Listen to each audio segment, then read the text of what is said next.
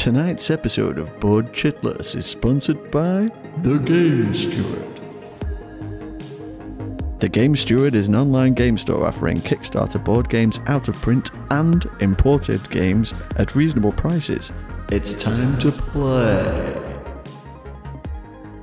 Hey there, chitheads, and welcome back to another episode of Board Chitless. I'm Leki, and this week I'm joined by Tristan. And this week we've been fighting. We've been fighting each other, and we've been fighting other people. It's been vicious. It is, and it has. We've been playing Vikings and Street Masters. 878 Vikings. 878 Vikings. There's not 878 of them. It's set in the year 878 AD. There is an awful lot of Vikings in there, though. We've probably killed at least 878 just tonight. Nice. But before we get into that, we've got UK Games Expo coming up in the next few weeks. And a small games production company by the name of All or Nothing Productions are going to have a stand there. Is that right? I've heard of those guys. Yeah. Showing off a few games. Where can we find you? Stand 1E8 for All or Nothing Productions Limited. Come and say hello, and we'll have demo copies of 1066 Tears to Many Mothers, Gloomy Killforth, and Mark Chaplin's going to come down and join us on the Sunday with Lifeform as well. So if you're listening and you're coming to UK Games Expo, make sure you come and say hello at stand 1E8. 1E8, brilliant. I can't wait to go and see you there and have a little word with Mark as well. It'd be nice to chat to him after post-Kickstarter success. Yeah, it's been a while actually. We were on the phone with each other all day, every day. And then it's been sort of a chill down time after the campaign now as we get all the files sorted and all that kind of stuff. But yeah, it should be good to hang out and have some beers and games and stuff. Nice. So if you want to say hi to Tristan or Mark, just head over at UK Games Expo in the next few weeks. Looking forward to it. Woo!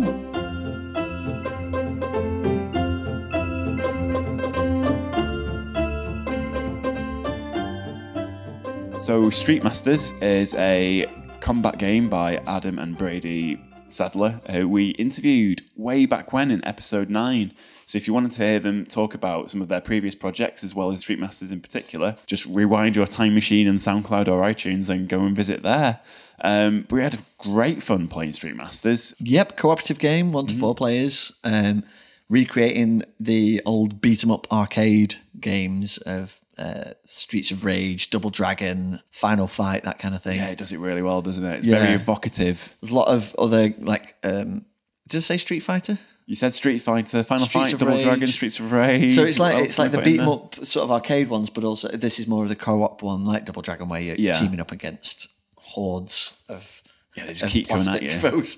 But very clever, very interesting designs. There's a lot going on. Yeah, there's a lot to like, I think. There's a lot of decks floating around. The board itself, it's very compact, isn't it? It seemed almost, I'd say, small size. Disappointingly small, almost, until you get into it. Yeah, because I was like, what? Just one tile? Be through this in a matter of seconds. But no, it makes the tile very interesting. It's got some clever mechanics whereby you pick a tile that you're going to fight on, and that gives you a deck of event cards that sort of tell you the scenario. So, for example, tonight we were fighting in a cryogenic chamber that was churning out clones of bad guys who, if we didn't stop them in time, they would power up and come out of the tubes and attack. And that is independent from the enemy deck that you then choose. So the enemy deck dictates the boss and the boss's minions and the boss's attack cards that come out. Then each player chooses a hero, and each hero plays radically different. We got all the Kickstarter shebang, so there's a load of stuff in there. There's a load of different characters.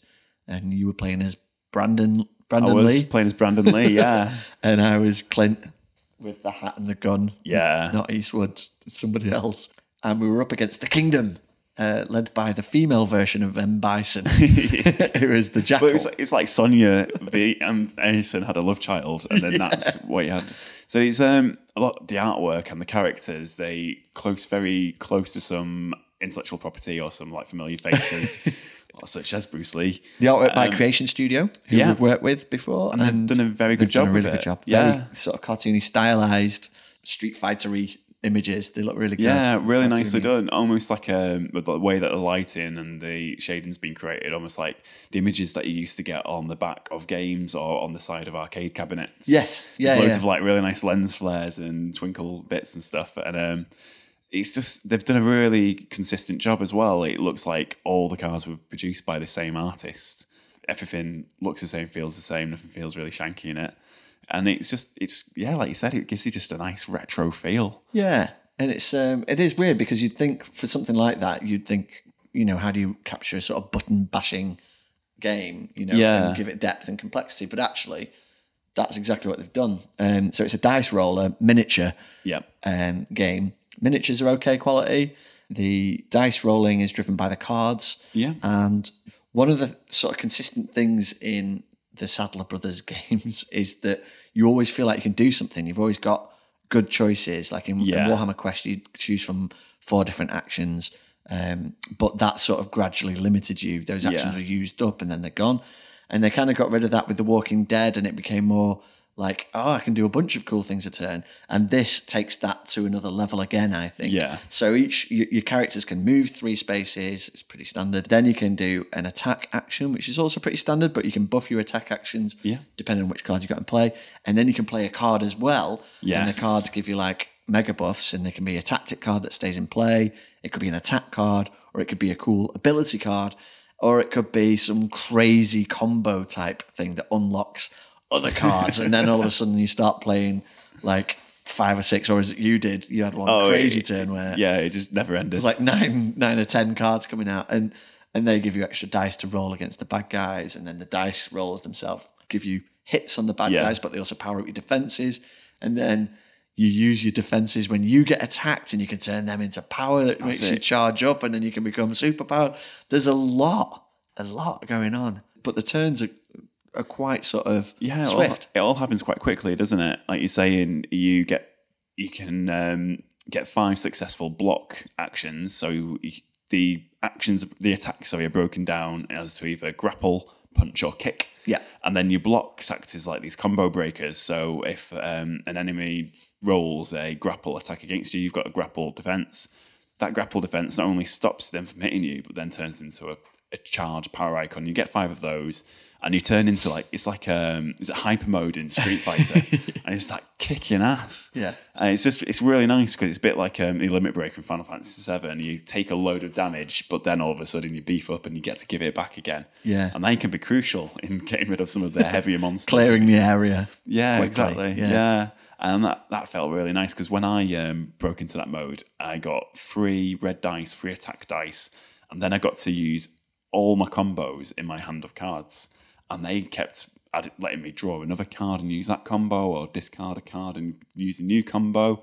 It just seemed like I was just going through all these guys just really quickly, really efficiently, just mullering.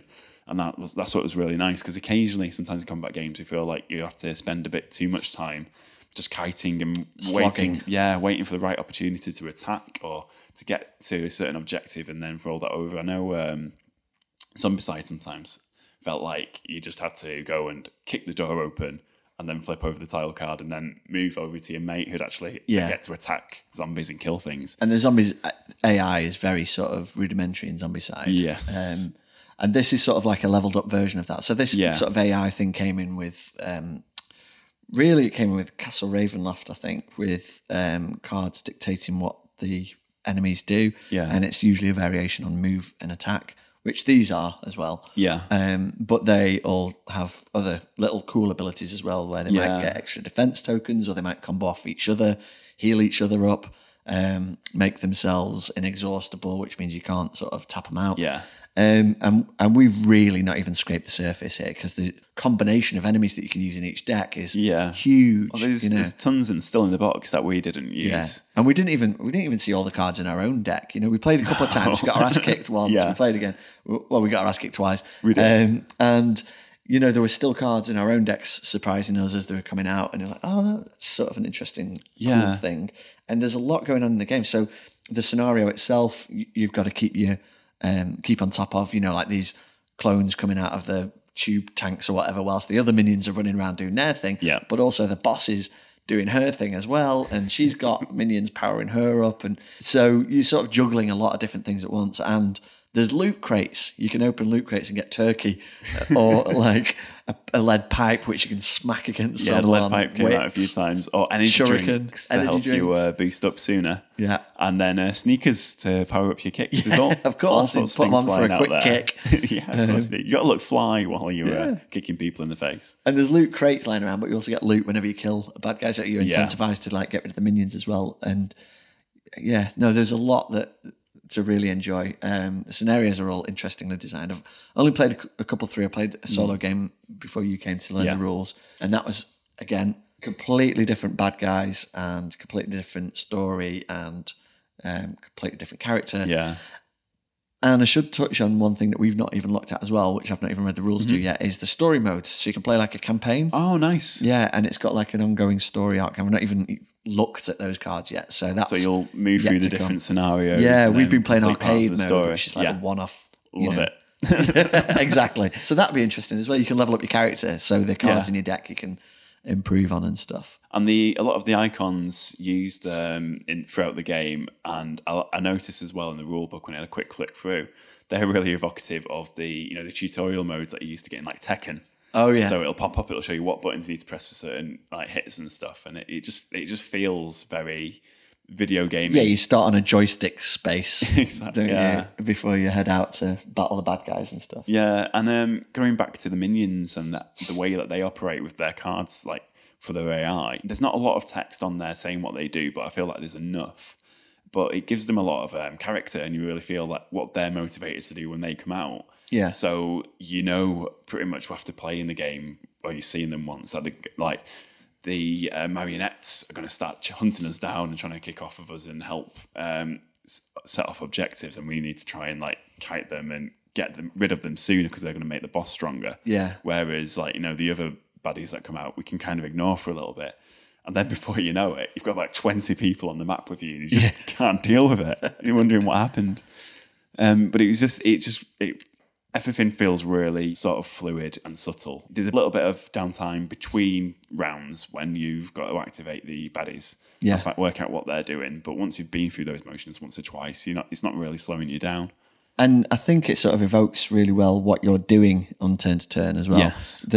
I really liked The Walking Dead, but one of the minor issues I had with it was some of the actions were a bit mechanically disconnected. You were sort of like, what am I actually doing? What's the character actually doing here? Yeah. He's giving somebody else, I can't remember what all the different stats were now, but you're sort of giving somebody else morale whilst healing your own morale and attacking with words and stuff. And it was just a bit sort of, they were cool and the abilities were interesting, but it was little bit disconnected. Whereas here, you definitely know I'm kicking someone in the face and I'm using like a mega lightning power kick to do it, or a 1-inch punch you were doing, or half-inch punch and stuff like that. And I was firing shurikens at people and shooting them. And so you're always doing a cool arcade move and nipping around the map doing that. Yeah. So it just feels nice. It feels like it's simplistic, but interesting and dynamic. You could be grappling someone, punching them, kicking them, or any sort of variation on that, boosted by the cards in your hand. And the cards are always interesting. The decks are they're big enough that I think you have 3 of each card. Yeah. But there must be like 10, different types of cards in each deck. So you've always got like cool things going on and tactics that you bring in that power up every card that you play. And the cards start feeding off each other quite quickly. Yeah, and you always feel like you're achieving, which is, That's right. And in the unlikely event that you do kind of max out on cards, or the cards that you need to attack somebody don't come into play, then you've always got your basic attack on your character card. Yes. So there's always something to do there. So it's like once or twice in the first round, you'd end up with just tactics, which are great when you get an attack card, but you don't have an attack immediately, so you can rely on that. Yeah. Or if you've got no baddies to attack, then you can just cash in your action point for a defense die. So you roll the die and it'll tell you if it's a grab, a kick, or a punch that you can absorb next time. Or you can sprint to a loot crate or whatever. Which is what we ended up doing the most, wasn't it, really? Or you can attack with an action card that you got in play, like your character action card, and you can attack again with your action card in hand, which led to you sort of kicking some serious butt in a couple of moves that we didn't expect. You get someone down to 1 health and then you're like, oh, actually, no, I can finish this guy, And Yeah, there's nothing better than kicking somebody through a plate glass window and realising you get 2 extra damage for doing it. yeah, and you can hit the person behind him as well. Yeah, this is really nice. And without the need of bringing out loads of different types of obstacle tokens, the Sadlers have really managed to bring that feel to life. So you really do feel like you're kicking someone through a cryogenic tube, Yeah. Even though you just moved them back a couple of hexes on a tile. I'm just going to look to see what's on the other side. It's like, like a big sort of office space as well. So yeah, each tile's like double-sided and the graphics are quite sort of nice. Yeah.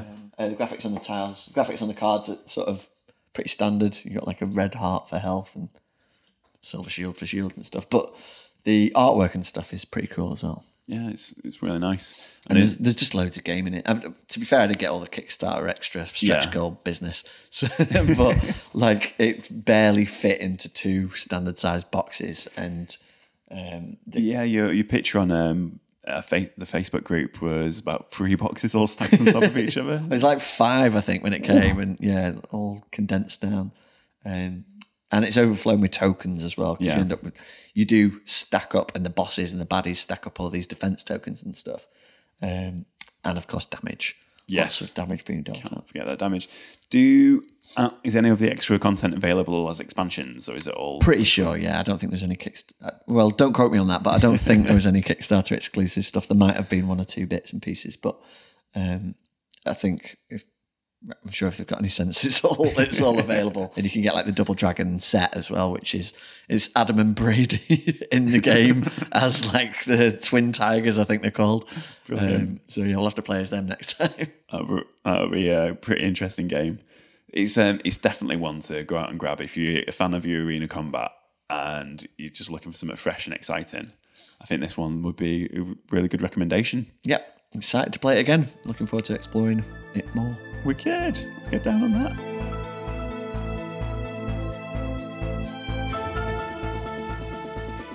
And then we will turn to 878 Vikings. More fighting, but on a larger scale. On a much larger scale, with feuds. So 878 Vikings is I'm going to say area control game. Yeah, for 2 to 4 for players. 2 to 4 players.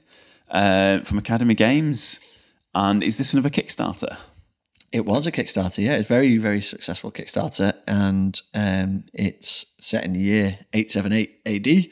And it's rather sleekly recreates the invasion of England by the Vikings. So you've got a map of England divided into the 4 sort of kingdoms as they were at the time. And the Viking players or player invades, and it's a little bit like an advanced Risk, and that's probably going to put loads of people off in saying that, and I don't mean that to denigrate this game. Like a much more complicated version of Risk. Well, it's very not risky. that much more complicated. It just plays so much better, and it's much more elegant. But it's similar sort of principles where you're limited by a certain amount of dice, no matter how many guys you throw at somebody else. But the dice have cool effects on them. You can rout the enemy. You can rout your own guys if you're not careful. You can do damage. Like the harder units do more damage. And if you pull out, if the Vikings attack a city, then the English can raise a fjord to assist their housecarls and their defenders, the Thanes. Which is a really cool little mechanic because it's exactly what they did. You know, they enlisted the peasants to come out and throw pitchforks at them or whatever they could grab. And there's every chance that when the fjord turns up, they'll immediately run away because the dice roll, the dice are stacked against the fjord doing damage. But as we saw in our game, I was the Vikings, you were the English, and the fjord often turned the tide of battle. And they really surprisingly so. Yeah, they soak up hits and occasionally even deliver them. You know, I think there was 2 battles where the fjord were the only men still standing at the end of it, which was frankly ridiculous. But yeah, it's completely different to Street Masters, but another very evocative game with the way it handles its theme. You basically, like Tristan was saying, you've got this huge map of England in front of you broken down into loads of little kingdoms, some with cities, some without, and then there's some that will give you give the English forces recruits at the start of each of their turns. So it's obvious which ones you want to try and hold on to, which ones you can kind of give up, and which ones are just thoroughfares. Yeah. And it's just as obvious to the Viking players as it is to you. And that's the meat of the game, really. It's how do you go about defending these places whilst also making sure that you're pushing the Vikings back from all the cities that they inevitably stole from you. Yeah. And it's about not spreading yourself too thinly and going yeah. on a joyous rampage across the English countryside as the Vikings and then realising you've left a trail of like single units across the entire length of the country, which are instantly dominated. Which wouldn't be so bad, but all the Saxons managed to regroup and come back at you. It was there's loads of lovely mechanics in it. There's there was a consistent case of your Thanes running for the hills like when battle started. Never stay. But the interesting thing is with this game, if a unit's killed, it's just removed back to the pool and it can come back the next time you reinforce or whatever. But if a unit is routed, it runs away but comes back later on, so uses discretion as the better part of valor, which didn't seem to bother us too much at the start of the game. But then there was just that one decade or year or whatever where you had a stack of about 30 guys in this sort of routed pool. So basically all these English warriors wandering the countryside, discovering each other and regrouping, and then coming back en masse to kick serious Viking arse. And it's just another great, clever mechanic. So the game's played over seven rounds. Yes. There's 4 different factions. In a 2-player game like we had, you play 2 factions each. So I was the Vikings and the Norsemen and the Berserkers. Yeah. And you were the Thanes and the Housecarls. So in a 4-player game, you'd split that and play 1 faction each. Yeah. There's a unique thing where you don't know who's going to go in which order in the round. Yeah. And whoever goes first gets reinforced at the start of their turn. Which is glorious. It's the best part about the turn. No, it is. It's brilliant. And that's the thing that you're waiting for when you've got your forces stretched so thinly. So the English reinforce the towns that they occupy, whereas the Vikings are waiting for the boats to land and the new leaders to come over with the horde, the next Viking horde. And it was our first game, so we didn't know how that was going to play out. But those hordes get sort of bigger as time goes on. Yeah. And of course, the English reinforcements get bigger over time as well. So the stakes are constantly being raised. And the way that the battles play out, they go back and forth. You never know. You know, there was some times where you thought it was going to be a sure thing. Yeah. And then one brave Uhtred-style warrior would be holding out against an entire like army. I mean, what did you think of the way the battles play out with the dice rolls and stuff? It's very, I'll be 100%, swingy? 100% honest. It's very swingy because it is very luck dependent. The dice are balanced, like you mentioned before with the thirds. I think you roll a 6 and they'll kill somebody. You roll anything else, and then you would just stand there or I think it's a 5 or 6. Is it a 5 or a 6? So there's like 2 sides where they'll hit, 1 side where they don't do anything, and like 3 sides where they'll run. I think. Yeah. So you're not expecting them to hang around or do much damage. But when I turned up, I got 1 card. I already had quite an army out, and then you draw a Fjord card, which says how many guys armies actually turn up. And I think each number represents about 200 people or whatever. So I got 1 card where I got 5 Fjord little units to come out. It's like the maximum, Yeah, so I got 1,000 people out and already a pretty decent army. I was like, yeah, we're going to do this. First roll and half of them run away. But then the rest of them just keep fighting and I managed to get some good hits in there. Yeah. And you just never know which way the dice is going to go for you. And when you do need good luck, you just guaranteed it's going to desert you. But there's the fun in the game, though. Yeah, there's some devastating battles on both sides. Exactly. Where you rolled all hits on like 6 or 7 dice. Yeah. And that can decimate an entire army, can't it? Exactly. And it would be, I think there would be a lot of people that would accuse the game of being too luck-based. But if it wasn't like that, then that whole idea of pushing your luck, do I be quite conservative with the amount of troops that I put into this fight, or do I put in those extra few, might lose them, they'll be out of this district so that I need them in to kind of shore it up for next 2 turns. Yeah. But F it, let's just go for it anyway. And that decision wouldn't be the same if you knew that you had the cards in your hand to push it forward. it'd be completely different. So we had such a good time, mainly based on how badly some of the dice rolls were. Well, we might be playing that up too much because you do have cards that can mitigate the rolls. And you have like section shield walls. Yeah. You can have traitors in the enemy camp, who turn like to the other side and stuff. You can bribe, the enemy. And so there are ways to affect certain battles outcomes. And of course, how much you're stretching yourself across the countryside. And we had some great little narrative moments. Like I was dreading all the way through the game Alfred the Great turning up. So the Vikings have leaders all the way through, and the leaders are great because they can guide armies around and they can drop off troops here, there, and everywhere. And the English don't get any leaders; they just get hordes of disparate groups all protecting their own self-interests. Well, it's the cities, isn't it? So the English reinforce from particular city sites. That's right. Which is good until the Vikings take them all away. Because as the Viking, you're going to block those reinforcement sites. So you're going to take the big cities, which is a big resource investment because then to keep them, you need to keep Vikings there. It's just exactly what I wasn't doing. But then, of course, when Alfred did turn up, he turns up with a big army, and it's the chance for the English to unite and, really take the Vikings to task. And he lasted one battle and died immediately. We rewrote history entirely. It was incredible. But there was, in a similar vein, you dropped 4 or 5 Viking leaders throughout the game as well. And, that feels crushing as a Viking until the next leader turns up with a new horde as well. It felt like quite early on then the leaders were under control. Yeah. You get a new leader the next turn and then they'd just romp through the centre of the board, which created their own problems. But by getting some decisive victories quite early, I feel like I just managed to get a good foothold on this southern England where when we did a bit of a training game, didn't we? Where we just played a turn each. And you just completely took over that side of the board, which is what I was fearful of. Managed to stop that from happening, but then you just went through the centre of it anyway. Yeah, well, that's the great thing. So it starts off, you can only invade from the north. Yes. But as time goes on, the Vikings got more daring and ventured further, and then you can start attacking from the south or even come from the other side of England and attack from the west coast and stuff. So that's implemented really nicely as well. You have to wait for the right leaders to come along to be able to do that. Yeah. But once you do, you can attack from anywhere, and then, it feels like you're screwed as the English because you don't know where that attack's coming from. But of course, you've got your reinforcements steadily coming in and all these developments of your own with Alfred and everybody on the way. So no, I think at any given point, it felt like it could have gone either way until it didn't. And until you managed to wipe me practically off the face of the world. Yeah, well, I was lucky in a sense that more of my troops fled than were killed in most of the battles.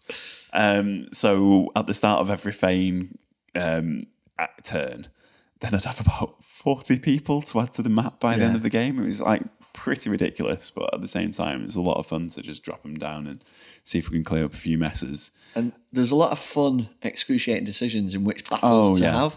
You could have been really defensive and just sort of built up and waited for me to attack because the defenders get the advantage at the first attack, basically, the first roll. Yes. And similarly, there's occasions where I'm like, well, I've taken a few cities here, but if I don't take the next one, he can reinforce right next door. Plus, it's the third advantage. If I stay in a district that's got a city, I don't move out of that, then I know I'm going to get another 2 to 4 pieces to help me next turn. Yeah. Whereas if I move away from that security, then, I put myself anything in danger. Could happen. But sometimes you just need to leave the fort. Sometimes you need to leave the fort and wipe out those Viking scum. Definitely. There's enough to this game to warrant replays. You could play again, me as the English and you as the Vikings again, and you could get completely different leaders. Yes. Which is quite nice. It just brings a bit of... different order. I think it plays through the same way. No, well, there's about 7 leaders, isn't there? Yeah. And there's... If you don't win the game in round 5 like you did, you would see them all. You'd get through. Oh, I see. So you will get through them all. Yeah, you put down. So there's a treaty card, and if you play both the treaty cards from each faction on your side, you can potentially end the game earlier with lower conditions. So the idea is to control as many cities as possible, and if the Vikings ever control 14, they win. And if the English wipe the Vikings out of England and they don't control any, the English win. But with the treaties, those numbers are reduced. So I think you'll need 9 cities as the Vikings to win and if it's less than 9, the English win by default. Right. Okay. So that's why it ended earlier tonight. There we go. Rinsed us a lot earlier. But yeah, again, it's a Kickstarter and there's loads of extra expansion stuff which we didn't even touch. There's loads which changed the game dramatically. Yeah, you can pillage churches, there's like new leaders, there's forts and all kinds of other stuff which we've not even looked at. It's really like adds a lot of like depth to the game, really. And again, thematically, it feels like we're planning the invasion of England or we're trying to defend it. There's loads at stake, and it's just a fun puzzle to try and work out who's going to take what and how are you going to take it back, and how can you stop the English from clawing back from this devastating attack. Because the first round, it's the Norsemen go first, isn't it? So at the start of every game, the Norsemen will go first, and then the rest is down to chance. So, as the English Thanes and the housecarls, so you just have to sit there and just take your lumps, and hope that you can get a few districts back. Yeah. But yeah, it's just a very interesting game. You mentioned Game of Thrones earlier, that as in the board game, is. And it's like a super pared down version of that. There's a lot more going on in Game of Thrones, lots of backstabbery and diplomacy and stuff like that. This gets rid of all of that. You don't have to think about even the treaties themselves are only sort of like a consolation prize. Yeah. It's just war, out and out, Yeah. murdering each other backwards and forwards throughout the entire game. And how best can you do that, and where can you inflict the most hurt? And I think in doing that and just concentrating on that experience, honing it down, making it quite simplistic as well, because it plays very quickly, the turns play quickly. Yeah. I think it succeeds really well. I think it does a really good job. There's even 2 districts of marshland which we didn't bring into play. Oh, yeah. So in a really, really bad game, I suppose I could hole up in there and keep coming out just as a point to Sadler, because the Vikings can't enter it, can they? Or they can. No one can enter it in the main game. The marshlands, it's impassable. So there's 4 shires which you can't move through. But there are scenarios as well at the back of the book that play a lot faster, and they focus in on a specific period. So they might only be over 3 rounds or 5 rounds. Right. And it'll be like when Alfred was driven off to hide in the marshes, and you play through that scenario as well. So that's yet another sort of spin on it that's in the basic game as well. Yeah. And there's a lot of events sort of brought back in cards. So like you're saying, when like Alfred was pushed back to the marshlands, there's the 8-bit stone card. So there's a particular, I think it's called like Alfred's Gambit. Yeah. And if you play that, then if you're fighting as the Saxons, then you can raise a Fjord card when you're attacking the Vikings, which is brilliant, because it means you're going to get those extra units. And Cannon fodder. Yeah, and it's really evocative of a sort of like a last stand. Yeah.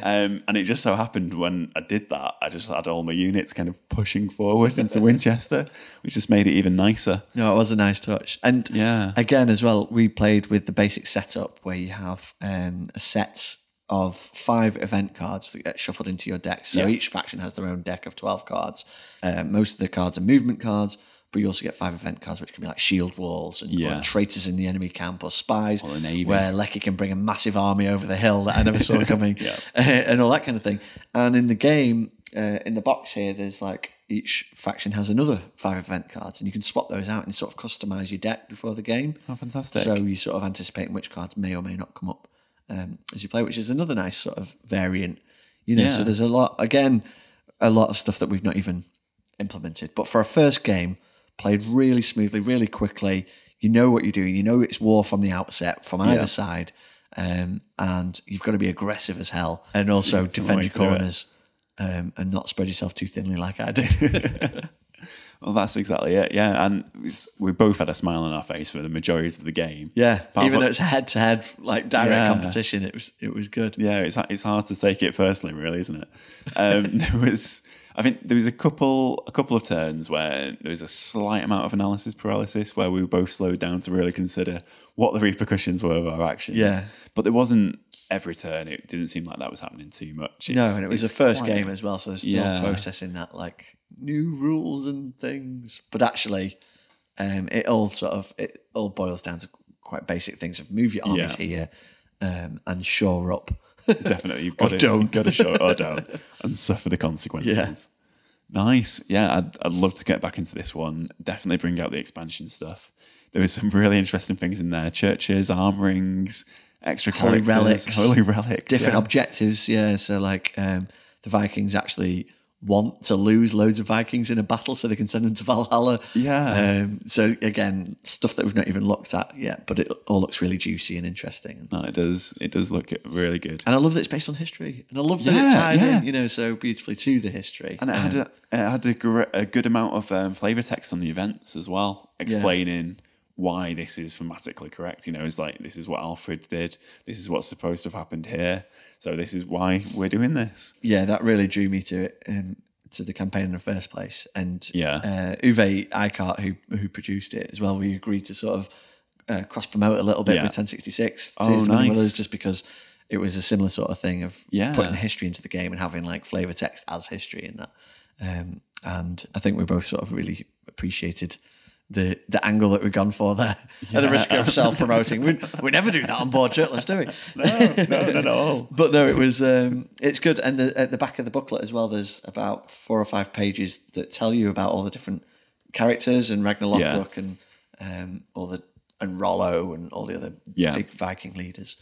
It's a great one for the history buffs as well. Definitely. Absolutely in love with the moment with Bernard Cornwell's Last Kingdom books. Yeah, and the TV show. And the TV show, very loosely based on historical events.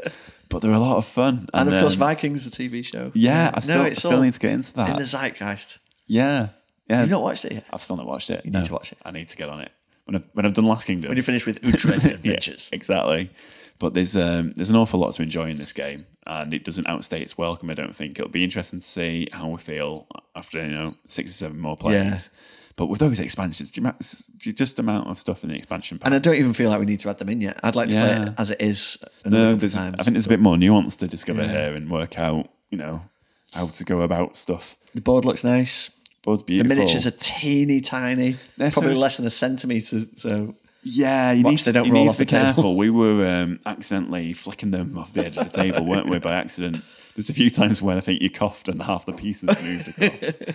If you're not a blundering idiot, you probably won't have any problems. Yeah, but then I think that might just be savvy design, because with some of, if you're plonking churches down on the map and we've got armbands moving back and forth between us, there's extra characters and leaders coming out, then you do need a bit of real estate, and the board isn't exactly small. No, but there's a lot going on there. Maybe someone might do some customized minis. Wow, it's just a little bit bigger. I think there's a bigger board you could get as well. I didn't opt for that, I don't think. But it's like a gigantic version where you can probably have life-size Vikings. You get some, like the casino pushes that they use for roulette as well, so you can just push chips across, push your units across. Especially if you roll like I do. Yeah. That's the end of that battle. Yeah. But I draw the line at bringing a helmet out to the table. 878 Vikings. Definitely another one to play. We need to play a game where we're not going to recommend it heartily. Yeah. At the end of the podcast. Should we next week play games that we hate? Let's give it a go. Well, we could. What we the could problem do, is we don't buy those games. Games that we could potentially hate that we could get warmed up to. So I'll bring Munchkin round for you next time. Okay. No. Yes, I need to play that. Yeah. We'll see. Okay. Let's agree to hate it in advance, and then we can vary the topic, and we don't sound like 2 gibbering enthusiastic cretins, and we can go, "This game sucked." Sorry, Steve. Lovely. Right then. Well, we'll see you next week for another episode of Board Shitless. Until then, please feel free to comment on the Facebook board or on the iTunes feed or even on SoundCloud. So take care, guys. We'll see you soon. Goodbye.